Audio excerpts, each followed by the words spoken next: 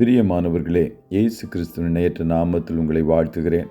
மன்னாற்றுடைய daily பாட்காஸ்டை கேட்கிற உங்கள் ஒவ்வொருவரையும் கர்த்தர் ஆசீர்வதிப்பாராக. எஸ்ரா 10வது அதிகாரம் 1வது வசனம் இப்படியாய் கூறுகிறது. எஸ்ரா இப்படி விண்ணப்பம் பண்ணி அறிக்கையிட்டு அழுது தேவனுடைய ஆலயத்திற்கு முன்பாக தாழ விழுந்து கிடக்கையில் இஸ்ரவேல் புருஷரும் ஸ்திரீகளும் பிள்ளைகளுமான மகா பெரிய சபை அவனிடத்தில் வந்து கூடிற்று. ஜனங்கள் மிகவும் அழுதார்கள். கண்ணீர் ஜெபம், வீப்பிங் பிரேயர் என்ற தலைப்பின் கீழ் இன்றைய மன்னாவை தியானிக்கப் போகிறோம். கண்ணீர் ஜெபம் என்றால் அநேகருக்கு விருப்பமில்லை. ஆனால் இன்றைக்கு தேவையான மிக முக்கியமான ஜெபத்தில் ஒன்று கண்ணீரோடு ஜெபிக்கும் ஜெபம் என்பதை தேவஜனங்கள் அறிந்து கொள்ள வேண்டும். புலம்பல் 3வது அதிகாரம் 50வது வசனம் இப்படியாய் கூறுகிறது. என் கண் இடைவிடாமல் ஓய்வின்றி சொரிகிறது என்பதாக. நெகேமியா உட்கார்ந்து அழுது மன்றாடி ஜெபித்தான்.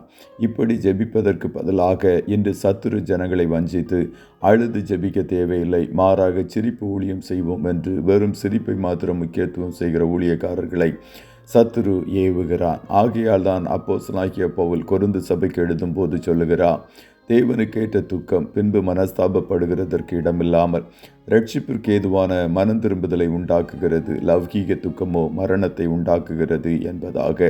பவுல் மனத்தாண்மையுடனும் கண்ணீரோடும் பிரசங்கம் பண்ணினான். பவுலிடம் கற்றுக்கொண்ட தீமத்தையும் கண்ணீரோடு தெய்வ ஊழியத்தை செய்தான். எஸ்ரா காலத்தில் எழுப்புதல் வந்ததற்கான காரணம் அவன் பாவத்தை அறிக்கையிட்டு அழுது ஜெபித்தது தான் காரணம். இவான் ராபர்ட் சபையை வளையும், சமுதாயத்தை வளமாக்கும் என்று மன்றாடியதால் தான் வேல்ஸ் தேசத்தில் எழுப்புதல் வந்தது. எழுப்புதல் தாமதிப்பதே என்ற புத்தகத்தின் ஆசிரியர் லினோட் ரேவன்ஹில்ஸிடம் ஒருவர் கேட்டார், நீங்கள் களைப்பாய் இருக்கிறீர்களே என்று. அதற்கு அவர் சொன்னார், நேற்றிரவு தூங்கவில்லை, அழுது கொண்டே இருந்தேன் என்பதாக. மற்றொரு ஊழியக்காரர் ஆண்டவரிடம், கர்த்தாவே, நான் ஜெபிப்பதற்கு கண்ணீர் தாரும் என்று விண்ணப்பம் செய்தார். இயேசு எருசலேமுக்குள் வந்து சாட்டையை எடுத்தார். சபைக்குள் வியாபாரம் செய்தவர்களை துரத்தினார் என்பது உண்மைதான். ஆனால் அவர் எருசலேமுக்குள் வருவதற்கு முன்பு கண்ணீர் விட்டு அழுதார். வருகிற நாட்கள் பொல்லாதவைகளாயிருக்கிறது. பாவத்தை தண்ணீரைப் போல பருகுகிற கோடிக்கணக்கான ஜனங்கள் உண்டு. சத்துரு ஜனங்களை பாதாளத்தில் கொத்து கொத்தாக வாரிக்கொண்டிருக்கிறான். பாவ உணர்வு வந்து பரிசுத்தத்தை வாஞ்சிக்க கற்றுக் கொடுக்கிற சபைகள் குறைந்து போயிற்று. கள்ள போதகர்களை அடையாளம் கண்டுகொள்ள முடியாமல் தவிக்கிற எண்ணற்ற விசுவாசிகள், வாலிபர்கள் பெருகி இருக்கிறார்கள். உலகம் முழுவதும் சபைக்கு ஆபத்து பெருகுகிறது. இவைகளை எல்லாம் வேடிக்கை பார்க்க அழைக்கப்பட்டவர்கள் அல்ல நாம். ஆண்டவருடைய பாதத்தில் நம்முடைய கண்ணீரை ஊற்றுவோம்.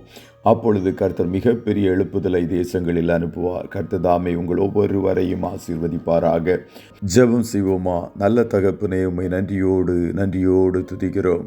இந்த மன்னாற்றுடைய டெய்லி பாட்காஸ்டை கேட்கிற முடிய பிள்ளைகள் ஒவ்வொருவரையும் கர்த்தர் ஆசீர்வதிப்பீராக. தகப்பனே, இந்த நாட்கள் நாங்கள் கண்ணீர் விட்டு அழுது புலம்பி ஜெபிக்கிற நாட்களாய் காணப்படுகிறது. கண்ணீரோடு விதைக்கிறவன் கம்பீரத்தோடு அறுப்பான் என்று சொன்னீரே.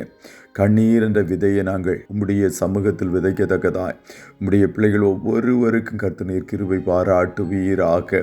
இன்றைய தினம் உம்முடைய பிள்ளைகள் கையிடுகிற எல்லா வேலைகளையும் ஆசீர்வதியும். ஆட்டுக்குட்டியானவருடைய இரத்தத்திற்குள்ளாய் ஒவ்வொருவரையும் கொடுத்து இயேசுவின் நாமத்தில் ஜெபிக்கிறோம் நல்ல பிதாவே. ஆமென்.